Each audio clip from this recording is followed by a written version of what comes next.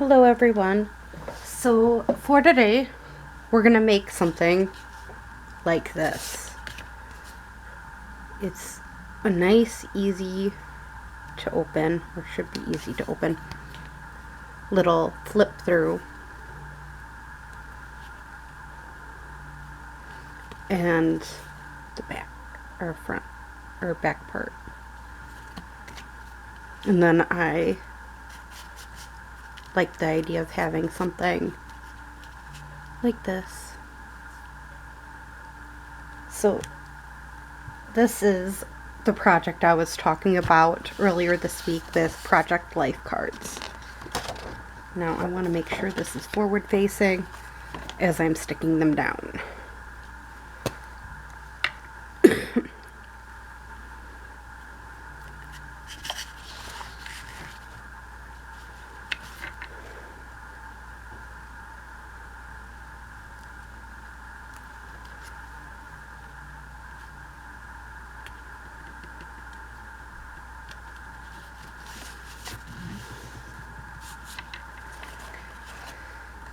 So, I think this project is a nice, fun little project to do.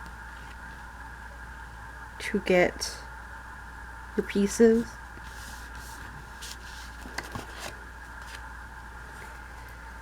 More pieces for it.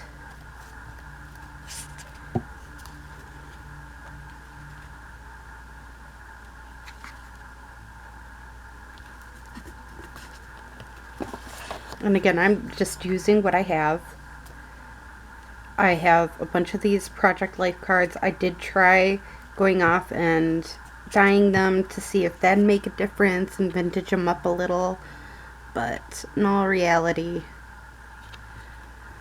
I didn't really like the look of them. So this was my way of having them look the way I want them to.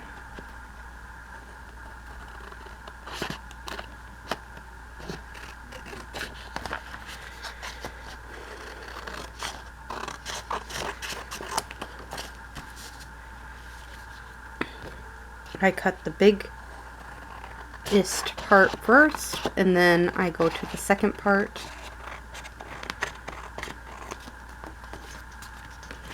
And then these will be used for something else. So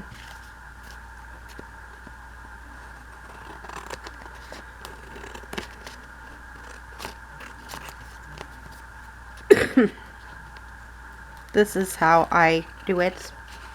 You could also do the same thing with old playing cards. I just personally felt like it, well, again, a way to use my Project Life cards up.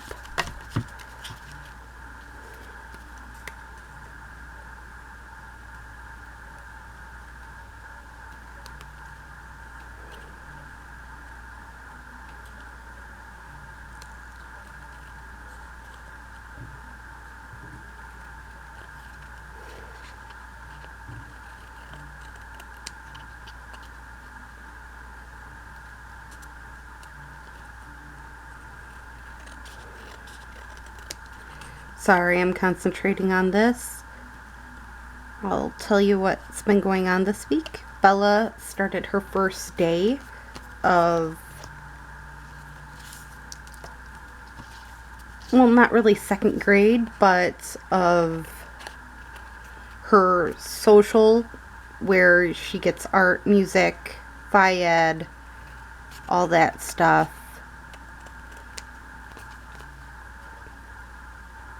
At a school. And it used to be the junior high school when I was in school. So it was actually my old junior high school, which was really cool.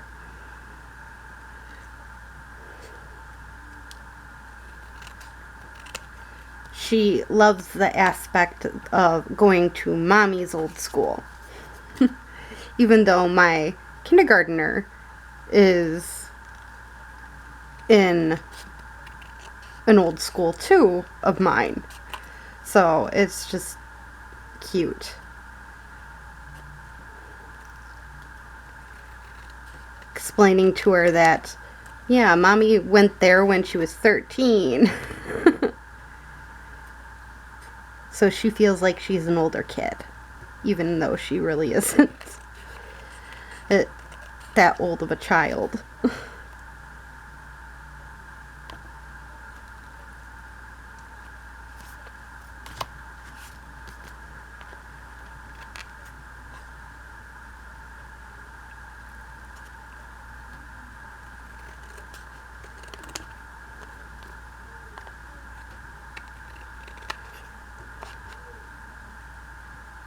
And then, but she wasn't able to go her first day because of the factor she had a cold last week.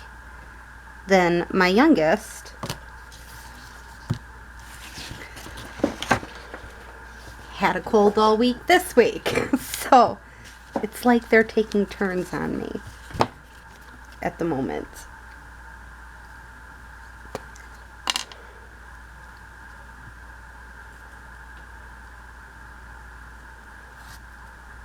Taking turns getting sick.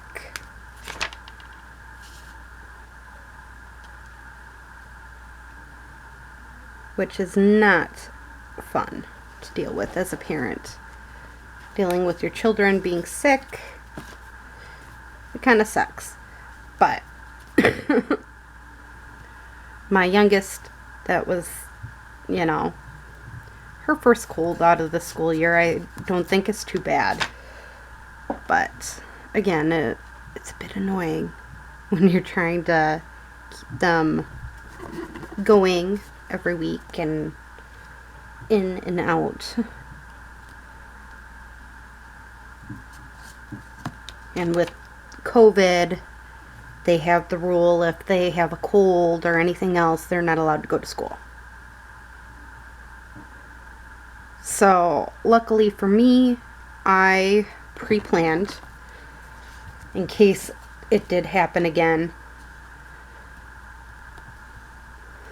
this year. If anything has to go online again, if there's a shutdown, if the kids have to deal with this, that, and the other thing, that I'd be prepared. So I had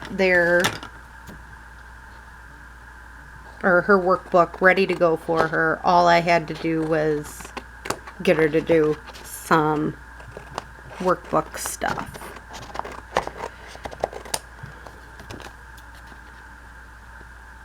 Which works just fine for me.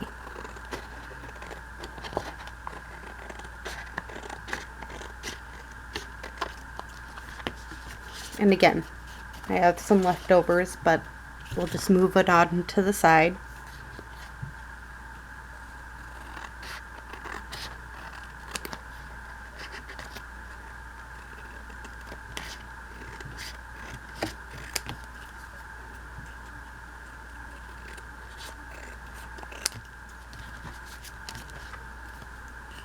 I find it easier to cut the edges and everything when they're all like this.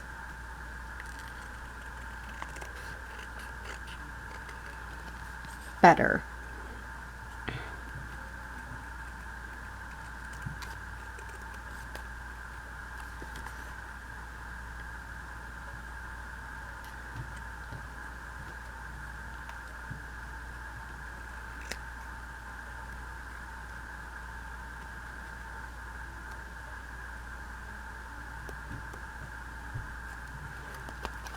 And I am using my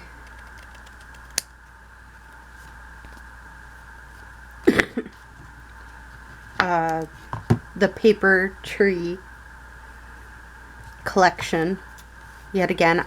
I really like this. It's already at A4. You don't really have to do much with it, and they come in collections. This is one of the fall collections, but it makes it so easy. It's just like scrap paper. And there's a fly. Sorry about that. Seems to be fly season at the moment. The in-between weather.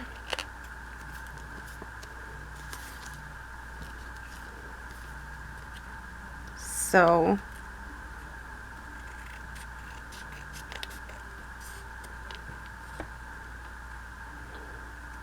yeah, looks like the sun's finally coming out, which means it's gonna get from 60s range to 70s. It still does not feel completely like fall, other than the leaves falling.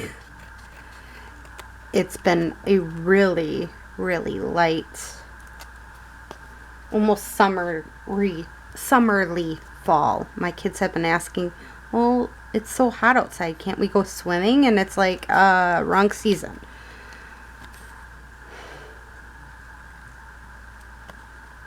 It is not swimming season anymore.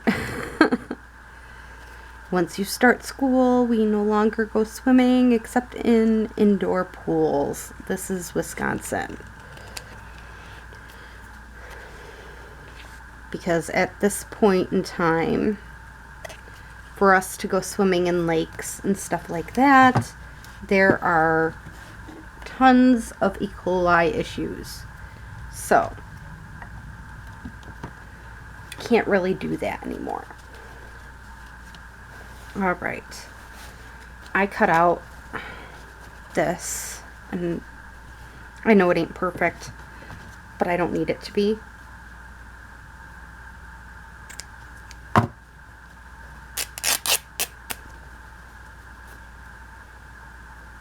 So I'm going to cut out 3 pieces of this.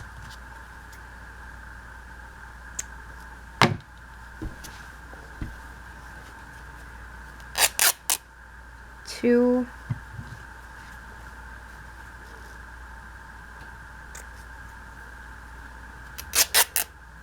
3,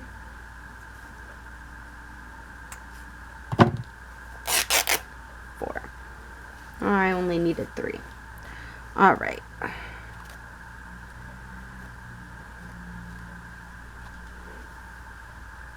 Just getting all these scrappy bits, scrawny bits that are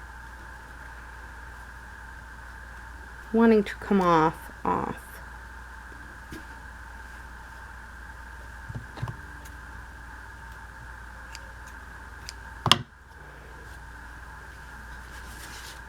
So this is how I did it.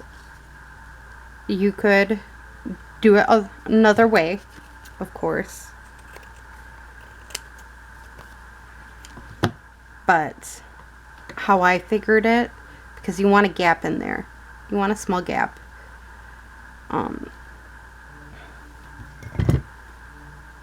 So make sure they're both forward facing. Then I stick a line on there. Stick a line on this one. And I like the factor it's Fabri-Tac, because then you can kind of take your time with it a little bit. Here and there, as long as you try to make sure they're straight.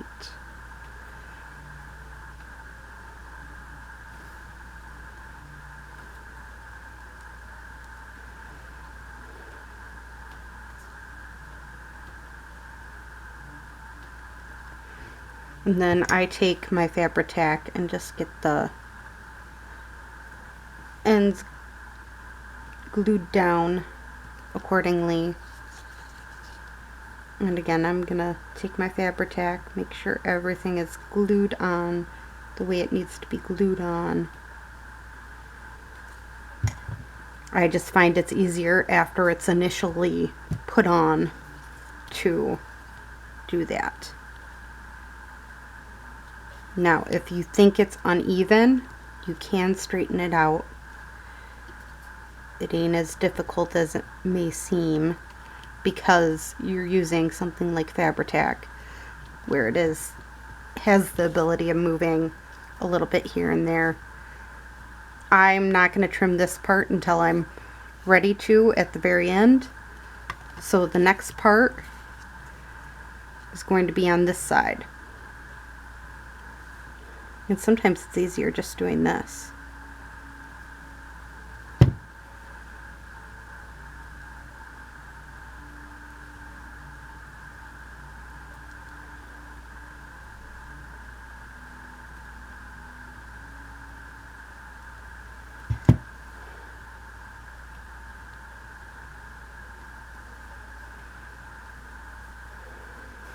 Oh, I probably should have made sure. And it is backwards. Alright. Sometimes, yeah, fudge.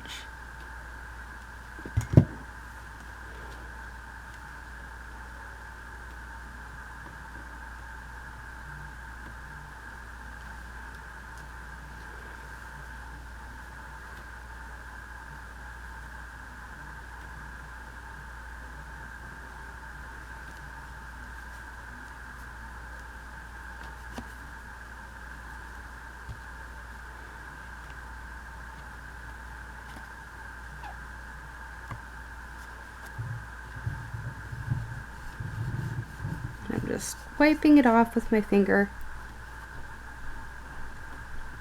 which sometimes works.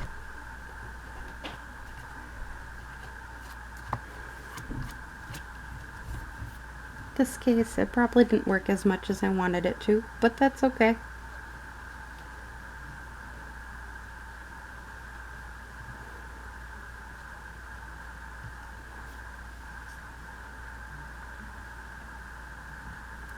Okay, that side's good.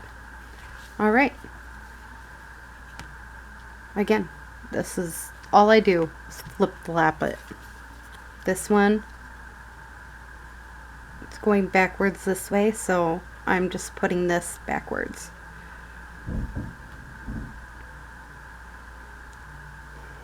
So it can be ready to go.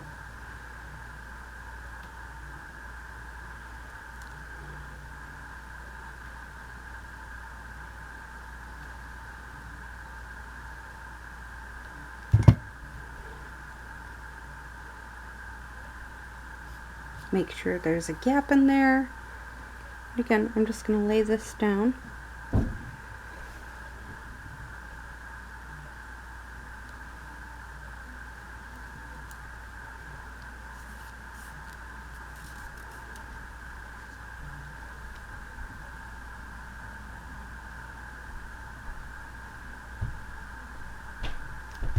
Got my second wedding that I have to go to this week, which I'm okay with.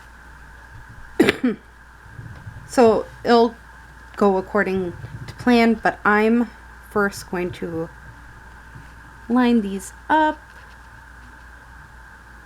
I line them up like this, and this is how I trim my fabric off. Because then I know my fabrics is whatever way I want it to be.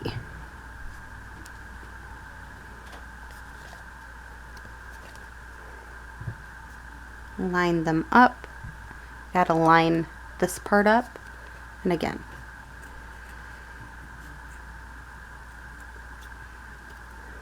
this is how I personally deal with extra fabric when I'm doing something like this. You don't have to do it this way. I just do it because then it's kind of matchy-matchy. Not everybody likes doing it this way. I get it.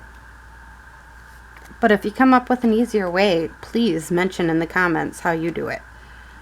I personally, again, I just want it to look good. Come time of it being done,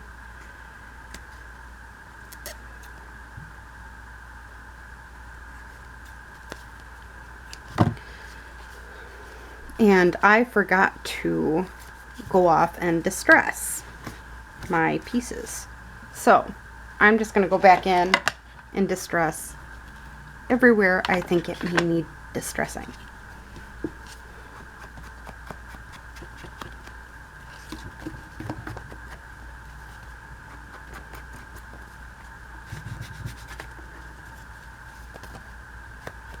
It's okay.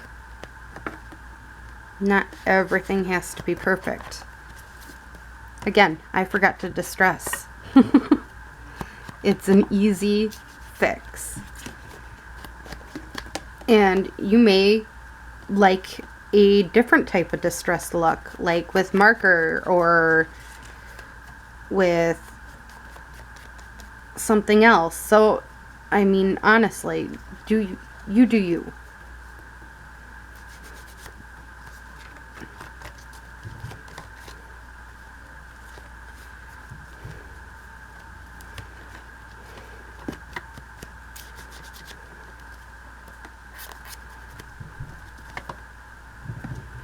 Again, I like my stuff distressed. If you don't like it distressed, you don't have to distress it either. But again, I like my pieces distressed.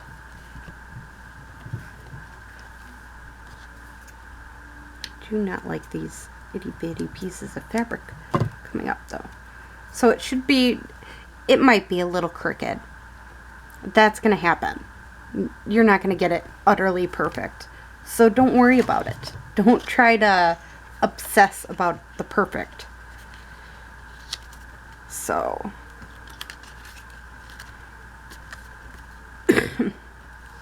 this is what I do.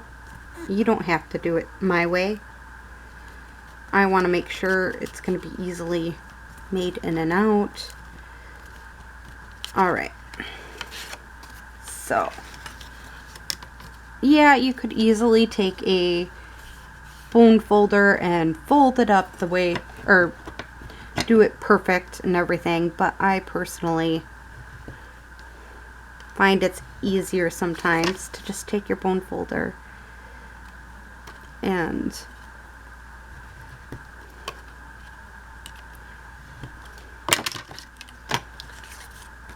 it's pre-done.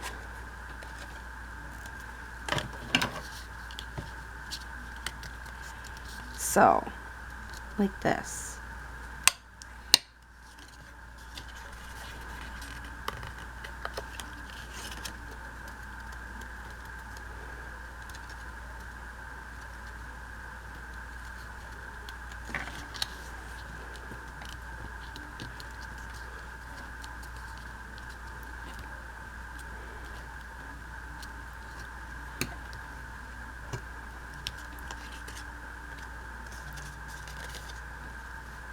Then I have that little gap in there. Again, you don't have to have it utterly perfect. If you wanted something utterly perfect, you know things don't go that way. I'll admit it. When I first started crafting, I expected everything to be perfect every time I did it, and that just wasn't the way it was happening. And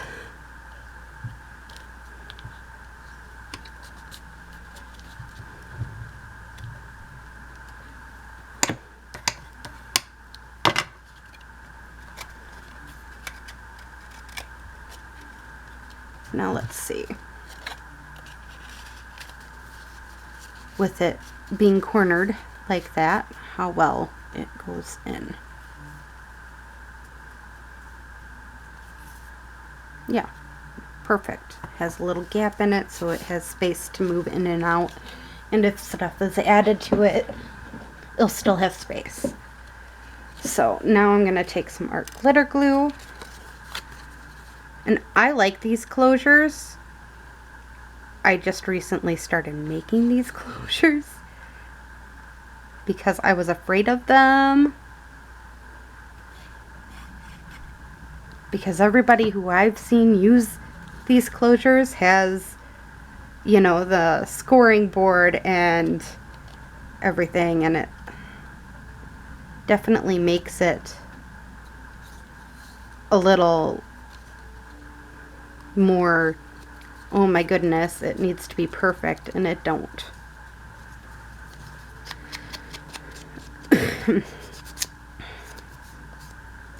Now, I find it easier to distress after I've glued it together because I don't really want to make the seam noticeable. Some people do. If you want the seam to be a part of it, go for it. But I personally not the type of person who wants the seam to be noticeable. So we've got this going here. All right.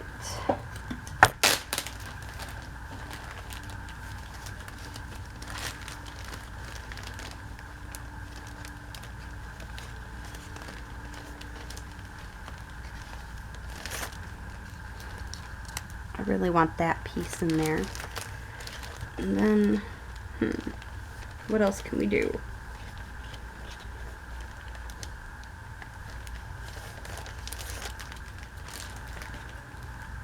Maybe to add a little bit of color to it.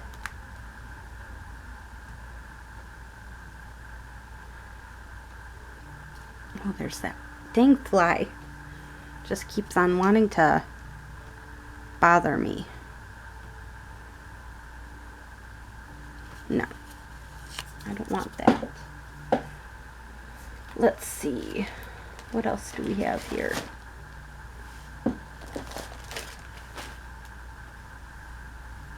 This yellow piece. It ain't really the right colors. I just wanted to see if it worked. Let's see. What else here? Ooh, some of this, maybe?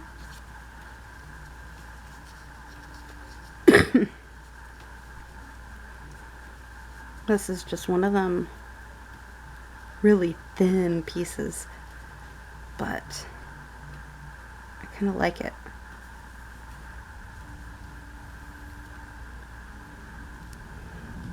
So yeah, this is what I'm going to use.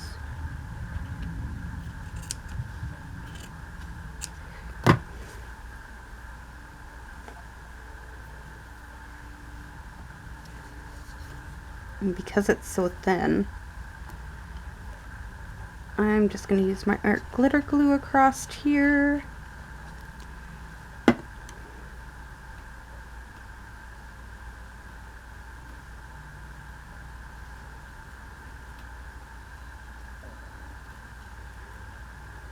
That one spot is not wanting to stick even with the art glitter glue, so I'm going to Fabri-Tac it.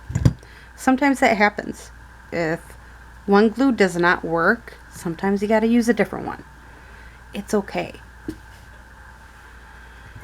to have to use a different glue.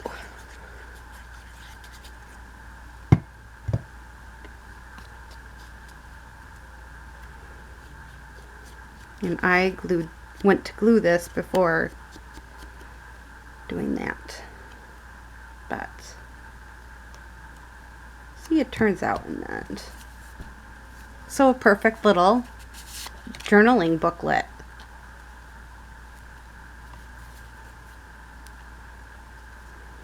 That's very decorative. Again, I'm personally trying to use a paper pad or paper collection. So yeah, it's gonna look a little different. But they look very different pieces, but at the same time I did the exact same technique. I have one more I need to make, but I don't need to make it on screen. I'm pretty sure this one was more difficult as it is. But I have one more that I know is a for sure. I think this one, or I have a choice in between a few different papers here. This one, or this one.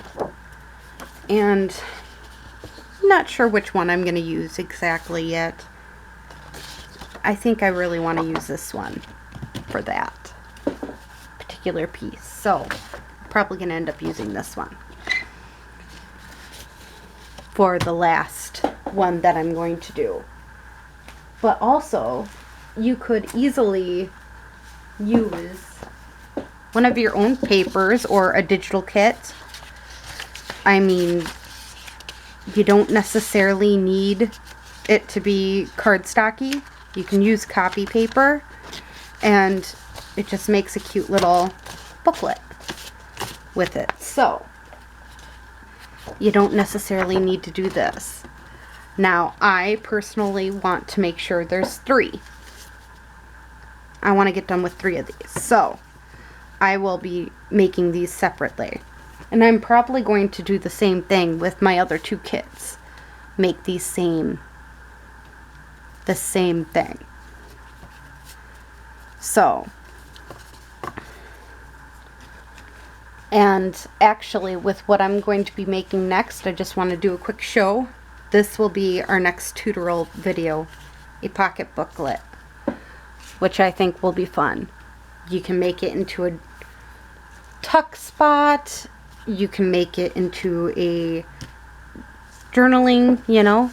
And with these too, I wanted to also show you, if you're going to be putting it on a page, you could stick it on the side of the page like this already and just plop it in. And voila, it's a part of a book page. And you could easily just glue this back part to it. Or you could go off and just glue the sides and have like a little tiny belly band that's just for the side. Them are some ideas. Or you could do, which I'm probably going to do, is take something like this that you've made and stick it in. And it fits in perfectly to these pieces. So I have 3 pre-made ideas with this series, and that's why I'm kind of like trying to get through them and show you what I've already decided on making for sure for these journals. And I'll make sure I show you the run through of the journals when I am done. But I wanted to take the different pieces, start with a fresh pack of papers, and just have fun with it. So there'll be many tutorials with this one. I hope you enjoyed this video and have a great day or night. Bye.